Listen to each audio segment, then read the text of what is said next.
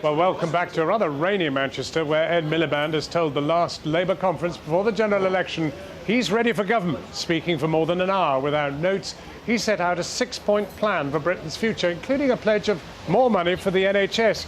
But surprisingly, there was no mention anywhere in his speech of the deficit. Our political editor, Gary Gibbon, is at the Labour Party conference. Gary. Well, as you know, the look no notes memory man routine that has become a bit of a favourite circus trick for party leaders. This might be the moment that particular routine ends. Ed Miliband came a bit of a cropper. He forgot a couple of sections of his speech, possibly even more than that. A very long speech, easily done. Unfortunately for him, the sections he forgot were on deficit reduction and immigration, two extremely hot topics with the voters. It's a gift to his Tory opponents, a gift to headline writers. There was some other big stuff he managed to remember in his speech. There's some flash photography in this report. Ed Miliband said he was facing an 8-month job interview with the British people. Polls suggest, despite Labour's lead, they're not convinced he's up to it. Today, he tried to win them over with the promise of a 6-point 10-year plan. But he started by acknowledging the 45% vote in Scotland last week, breaking up the United Kingdom.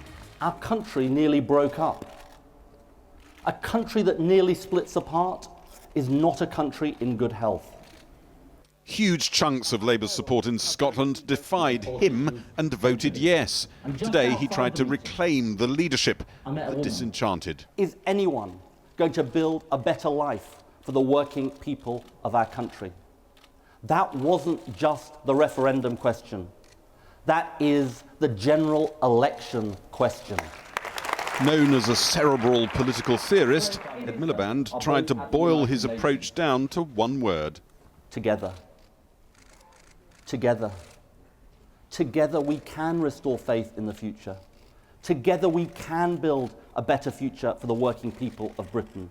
Together we can rebuild Britain. Friends, together we can. The biggest applause came when he outlined plans to hire thousands more NHS staff. We will set aside resources so that we can have in our NHS 3,000 more midwives, 5,000 more care workers, 8,000 more GPs and 20,000 more nurses. An NHS with time to care. They liked how he'd pay for that just as much. The mansion tax, tax avoidance clampdowns on hedge funds. He painted David Cameron as a heartless and dishonest elitist. He stands up for the principle of you're on your own. He stands up for the privileged few. And here's the thing that gets me the most about him, perhaps. He really thinks a good photo opportunity will fool people into thinking that he doesn't really stand up for the rich and privileged. He stands up for you and your family. And he's been found out because he said he was a compassionate conservative before the election. And he imposed the cruel, the vindictive, the unfair bedroom tax after the election. So he calls it the spare room subsidy, as if that will make the problem go away. Well, David Cameron, you've been found out. His aides say David Cameron's plan for the country is all about cuts and not much else. But Ed Miliband didn't mention deficit reduction once.